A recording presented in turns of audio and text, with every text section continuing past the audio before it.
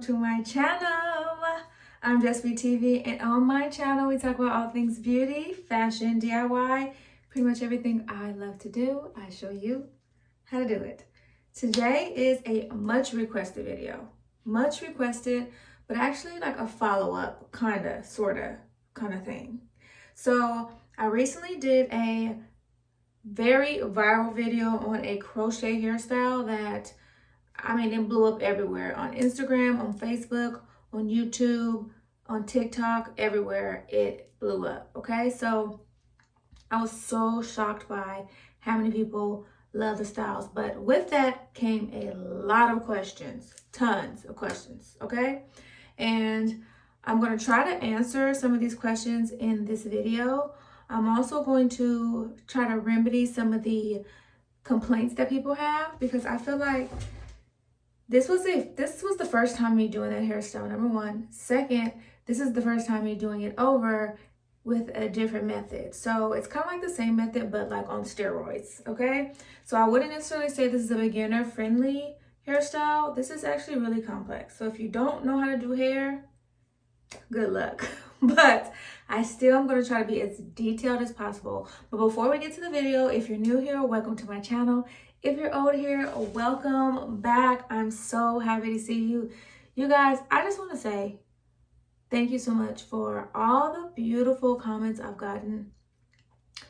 I mean, I every time I get a beautiful comment, which I've been getting tons and tons of beautiful comments, I'm overwhelmed and overjoyed, because I'm just here to, show up, one, two, just share my skills, share my talents with the girls, because I just feel like I'm like the ultimate girl's girl, and I just want us all to like be happy and be pretty. You know what I mean? I feel like that's so important. But I'm overwhelmed with, how much love I get, because sometimes I just put it out there and I kind of like forget about it and so it's like I get comments and questions and people saying thank you, this helped me. So it just makes this so much more rewarding when I get the comments and all that stuff from you guys. Thank you. I just want to say thank you. I appreciate it. I wouldn't be doing this and I wouldn't be encouraged if it wasn't for you guys. Thank you so much. Okay, so let's get into the video.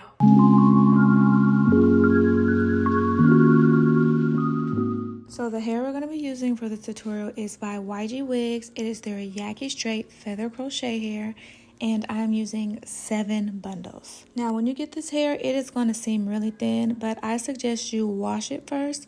I feel like when you wash it and allow it to air dry, it fluffs up a bit, and you can actually see the true texture, because what people don't know about hair is that it comes more condensed because it's been packaged. So washing it helps to open up the cuticle and allows you to actually see the true texture and the true density of the hair. So when it comes to hair and weaves and wigs, wash them first. I like to use the Biolage Hydra source because it adds hydration to the hair, and it's just a really good product. I like to use it on my natural hair too sometimes, but mainly I like to use it on my bundles and my wigs and weaves and things like that. I'm using lukewarm water and I'm not adding any conditioner, only shampoo. I am putting it through the hair and then I'm brushing it through and rinsing it out.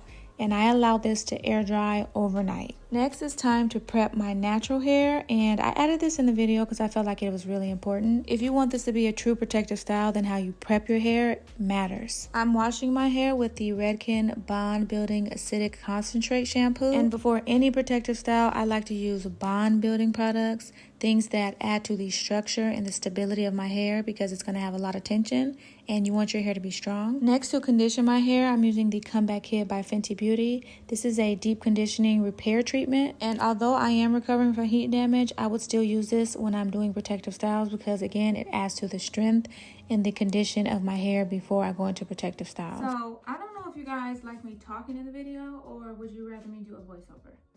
Sometimes I switch from voiceover to talking, just depends on how I feel. But I think this one needs a voiceover because I want to talk about the product. So the product that you saw that I used was the Fenty Beauty Comback Kit, and it's like a protein treatment or like deep conditioner type treatment that helps your hair condition your hair and like bring your hair back to life if you have heat damage. Now, if you follow me, you know I've been getting my hair back from heat damage, and it's Last time I did it, it was looking pretty well, but I wanted to try it because in the last curly hair video, I asked for recommendations and I heard that these were really good products to use. So that's what we used. Now, once I'm out of the shower, I apply a conditioning treatment and a oil that I created from my hair care line. Yes, shameless plug. I'll tag that down below because it's going to be coming soon. But I advise you to do some moisturizing conditioner, something that will seal in the oils and the nutrients that you got from your shampoo and your deep conditioner. That is super important because you need your hair to be hydrated. And then I like to go in with an oil afterwards just to double seal that in. I'm using my Dyson blow dryer. You guys, I feel like tools matter. When you use really good hair tools, then your hair always turns out really good. And the Dyson is one of the greatest blow dryers I've ever used. It just makes my hair healthy. Now for the braid pattern, I decided to leave the middle part and the side part out because most people wanted to know how would I do it with a side part. I just left them both out, so you can decide, or you can do both like I did. I also continue to leave the perimeter out. I actually left a little bit too much out in that center and that side, so you can see the amount I left out. You can leave a lot less out. Same goes for the back. It really just depends on the density of your hair because you're really just covering like really thin strands. Now, I decided to allow my sister to braid my base because I felt like it was going to be easier to film for you guys. And the braids that you see now are the braids that she just put away because that's going to be my leave out. Now, remember in my last crochet video, I said I was going to be braiding in the crochet here at the root instead of crocheting it in because I didn't want those first ones to be hanging by a string. So this is what that looks like. You're going to leave one piece that's on the side of a string out, and then you're going to braid the other one in by French braiding it into the braid. And then when you braid it down just a little bit, you're going to pull that hair out. Now the string is going to be a little bit long at that part, depending on the strings of the hair that you're using, but then you're just going to go in and pull that through so that the string doesn't show anymore. I did this for every single braid in the front, and I feel like it actually helped, but I'm still going to go in and crochet some hair in at the front behind that, so I don't know if it really mattered that much, but this is what that looks like. And if you're really uncertain about the strings like I were, then I would say braid it in. If not, then just crochet it like I did in the last video. But the reason why I did like it is because adding that other piece of hair from that braid gave my braids a little bit more stability. My hair is really fine, so I feel like it would make my hair last a little bit longer. So that also is a good reason to just go ahead and braid that part in and add some stability and weight to your braid. Now, once those were all braided back, it was time to tackle the back part. I told my sister to crisscross the braids behind the leave out because I feel like it lays better when it's crisscrossed and not a wide gap behind the braids. And as you can see on the leave out on the left side, it's crossed behind it, and you're going to do the same thing for that behind the center part.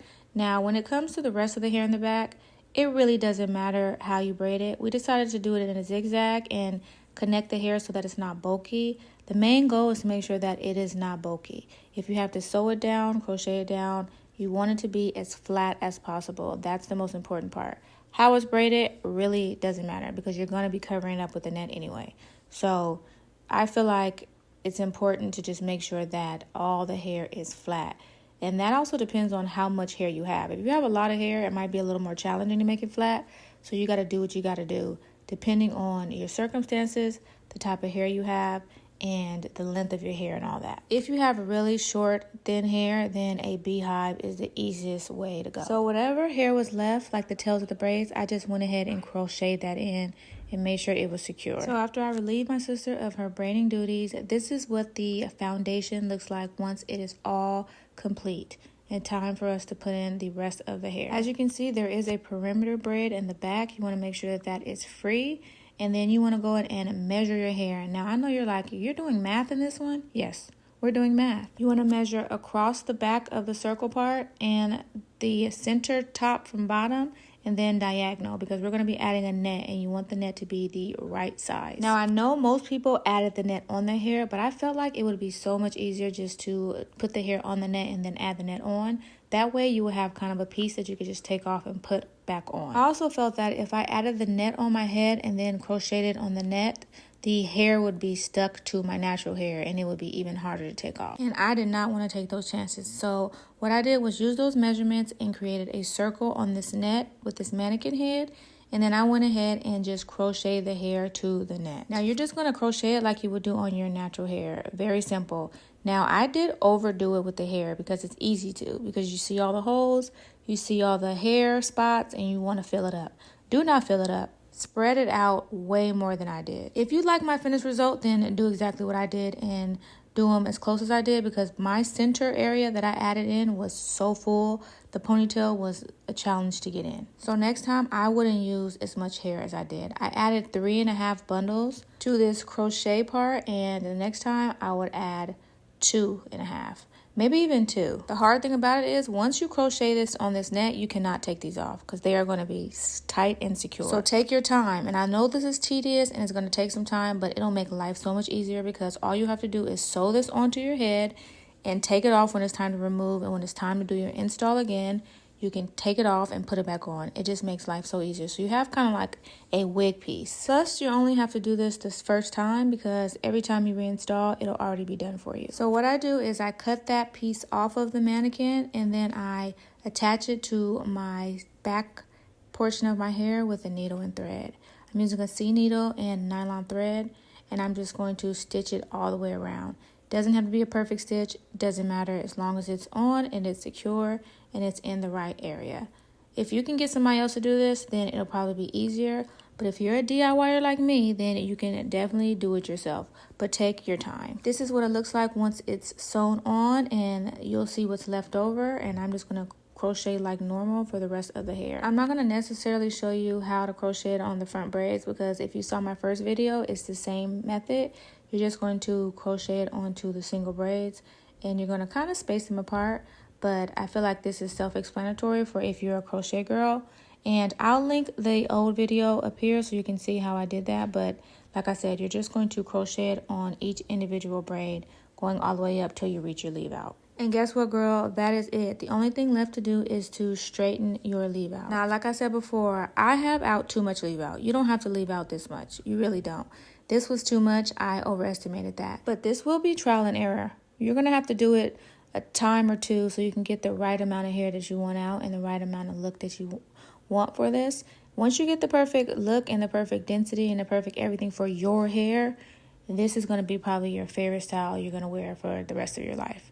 Because, girl, sewing will never see me. Unless I'm somehow doing it for a collaboration or something. But this will be my go-to style. Now, I'm going to do a review on the kinky hair versus the yaki hair and the differences. And depending on what you want to choose. Because I love this hair.